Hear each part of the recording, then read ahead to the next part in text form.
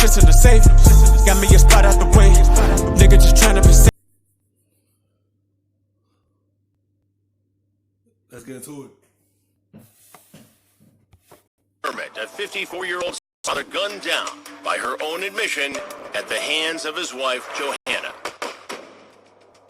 Okay, you shot him in the side, in the head. By all accounts, Mark was a loving husband to Johanna and generous father to her son, Donald. So he was always handed a lot of stuff through Mark.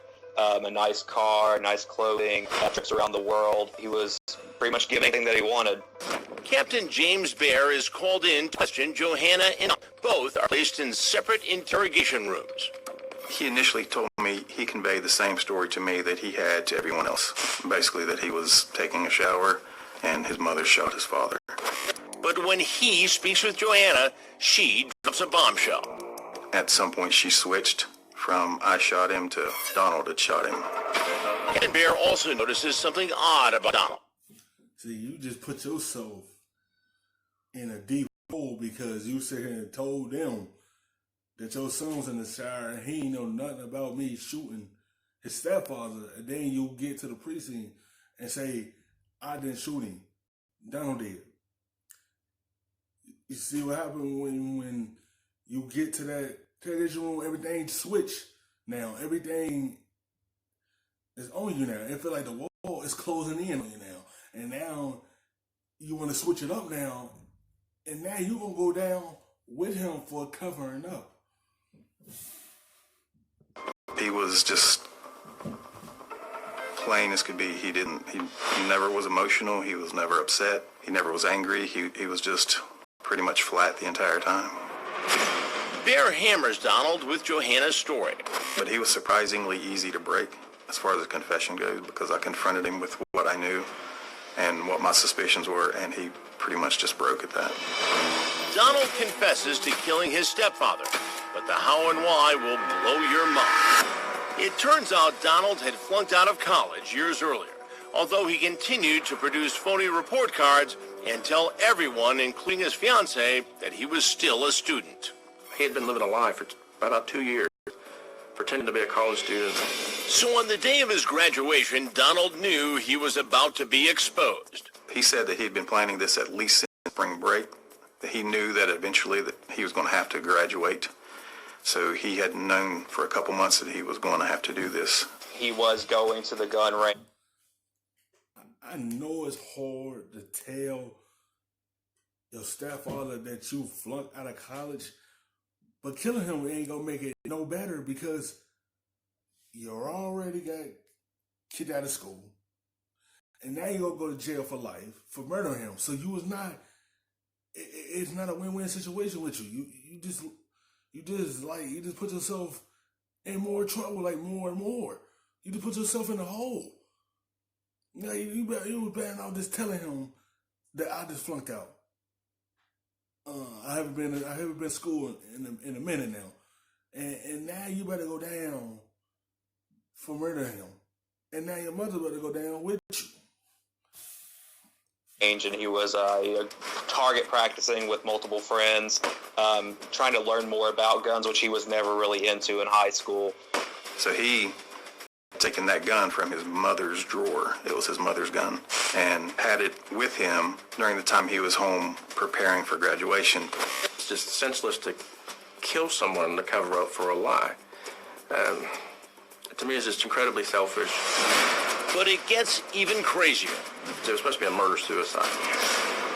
But it wasn't a typical murder-suicide. Far from it.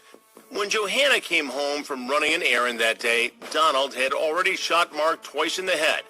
But his plan was only half complete. When she came in, he said, "Mom, I have something for you." She thought it was a present or something for him graduating. So he sat her down on the bench, and that's where he said, "I want you to close your eyes. I've got something for you." And that's when he took the gun, pressed it up against her head, and pulled the trigger. She heard a click. She opened her eyes, realized there was a gun. The gun actually failed to function because on a semi-automatic, if you push the slide enough out of battery, it won't function properly, which is what saved her life. He tried to take his mom out because of what he did. He shot his stepfather to death, and he wanted to shoot his mom now, telling her, I have a present for you, so you willing to shoot your mom because you put yourself in that situation? And that what you come to? You ain't got no soul. Shocked, his mother manages to knock the gun away. According to what Johanna told police, he said, just hold still and it will be over with. In Johanna's suicide note, Donald had typed it out to justify a murder-suicide by his mother against Mark. Behind all this was that he thought it'd be easier for him to just kill his parents than to tell them because he wanted to split them. Acting quickly, Johanna convinced Donald that she should take the rap of the murder, stating, quote, I said, how about if I say I shot him? He finally agreed, which led to this 911 call. Listening now, you can hear the terror in Johanna's voice. And you guys were just fun? Yes.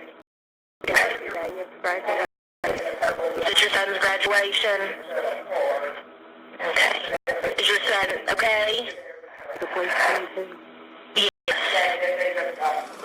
During her interrogation, Johanna said, quote, one of us needs to be locked up because he will try to kill me again.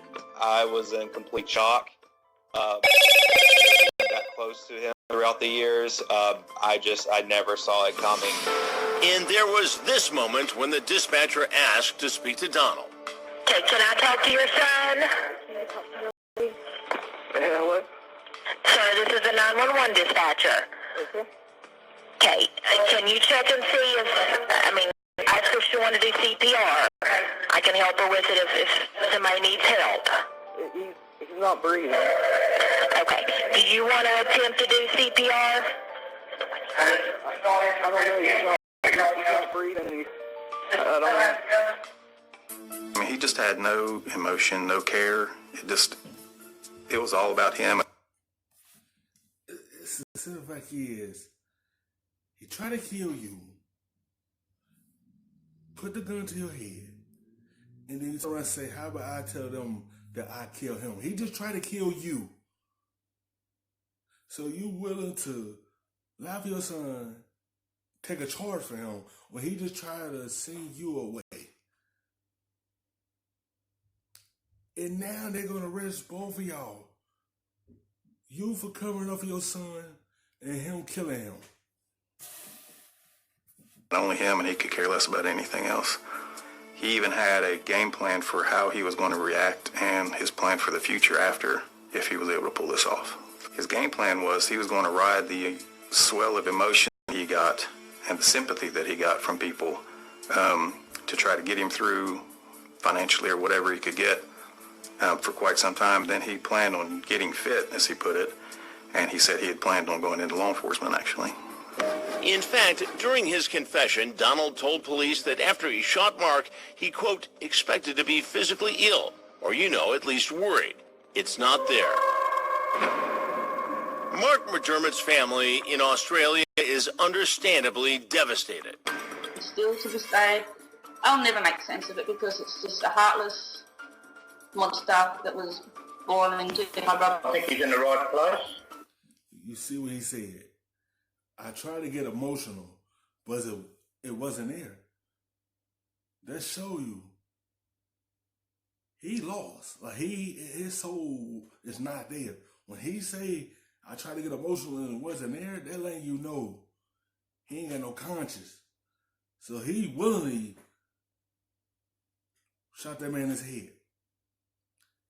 He already had it planned, so that show you right there that he already had it.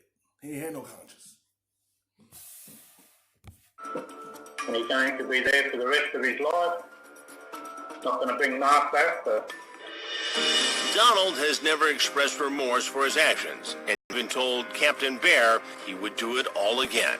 I asked him, why didn't you just come clean with your parents and tell them the truth about it? He just completely said that he thought it would be easier just to kill them as opposed to tell them the truth. Donald Dunn was sentenced to life in prison with no chance of parole. Surprising to many, his mother Johanna, who declined our interview, continues to maintain a relationship with her son, even though he was one click away from taking her life. Dunn appealed his conviction and sentence all the way up to the West Virginia Supreme Court. However, the High Court upheld the decisions. He will now spend the rest of his life behind bars.